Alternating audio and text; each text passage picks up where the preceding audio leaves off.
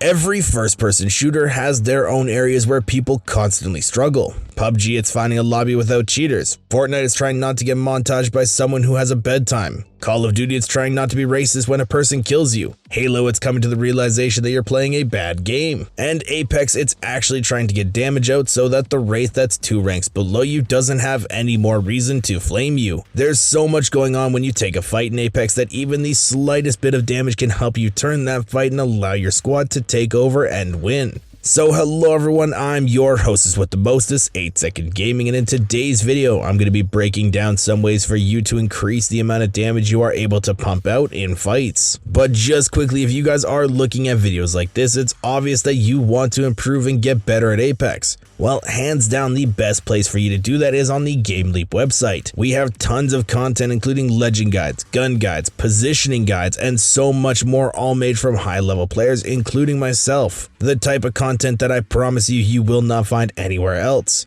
So if you want to climb to Diamond, Masters, or even Predator, you need to click the link in the description right now and get your membership. Now, when we're looking at doing damage in fights, we need to adjust some things before we even get into the game. You need to make sure that your settings are on point. Apex does have a ton of customizable features that will help you out in game, and I've done a video on the GameLeap channel going over every single one of them for you. However, there are some that I want to cover in this video. Stuff like incoming damage feedback. These are hit markers and clutter up your screen. These should be turned off. It will make it so that there's less going on to block your opponent and can lead to you hitting more shots. Also, damage numbers. These should always be on stacking. You need them on to know how much damage you did to give callouts to your team, or even for personal reasons before you push someone. But floating causes a lot of numbers on your screen, and let's be real, no one can add that fast, so the numbers are worthless. And both just adds way too much onto your screen when all you need is the stacking anyway. And the last one is taking damage closest crafting or death boxes. You want to turn this off because in fights, armor swapping is a huge asset to your fight. You never want to have that canceled because someone did a tiny bit of damage to you. This will allow you to stay alive longer in fights potentially, and if you're alive longer, you deal more damage. Now, the next thing you want to take a look at is your sensitivity. You need to have a good sensitivity in order to be hitting more shots and dealing more damage. The best way to start looking for a perfect sensitivity is to figure out what kind of playstyle you want to have. Do you want to be more movement where you're flicking your mouse around and jumping from wall to wall like Fade or Asu? Or do you want to be more of a tracking-oriented player? Once you figure that out, you can take a look at a streamer or pro player that fits your exact playstyle. Take a look at their sensitivity and try it out for yourself. See what you like about it, see what you don't like about it, and then make small adjustments from there. It's your sensitivity, don't be afraid to mess around with it. Now that we have your settings covered, we can move forward, and to deal tons of damage in fights, you need to be able to hit your shots. And you aren't going to be able to do that unless you have a proper warm-up routine in order to get you into the zone. There are lots of routines out there, but you should definitely build your own that caters to your playstyle and what guns you use. So I'm going to go over a fairly simple one and then you can tweak it as you need. First off, are you on PC? If so, then you need to download either Kovacs or AimLabs. They have drills that you cannot replicate at Apex, allowing you to fine-tune some areas of your aim and see drastic improvement. And I know some people have said stuff in the past like, if I want to get better aim in Apex, why don't I just play Apex? Why do I need an aim trainer? And the best way that I can counter this argument is take basketball for example. In order to get better at basketball, do you just constantly play games? No, you do drills and work on targeted areas of your game in order to improve.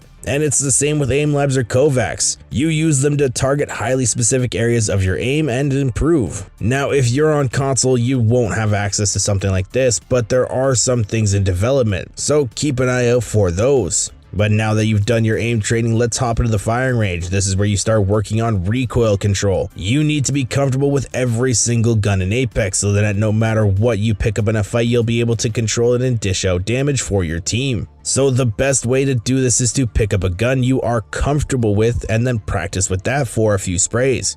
Get into the groove and get a good feeling to start off high. Then pick up a gun you are okay with and do the same. That way you can work on your recoil while still feeling good. Then you want to move on to a gun you hate using. You will be in a good groove for this and be able to control it a lot easier. You learn a lot better when you're in a good mood, so that's why you start off with a gun that you can control. Now, you can stop here, but if you want to work on a few extra things, then pick up a shotgun and work on flicks with them and throw in a few slide jumps with them. Shotguns are extremely meta currently, and in bubble fights you absolutely need one. Now, tracking targets is a much better way to use a shotgun, but you do need to be able to flick to people from time to time, so that's why I say practice that. After, you can work on some sniper shots as well, and then you're golden. You can head into a real game. Now, this is where the real fun begins, because this is where you need to be real with yourself. And if you want to deal more damage in fights, you need to run a legend that fits with your playstyle. Take me for example, I'm a Bloodhound main for pubs. I have the second highest amount of kills in Canada on PC for Bloodhound. But in ranked, I play Gibby or Caustic because I am more useful as a support player. I would rather be playing Bloodhound, but my playstyle defaults to support, so I run that for my team. So when you take a look at yourself, what playstyle do you default to? If you are a support, don't play an aggressive legend, and vice versa.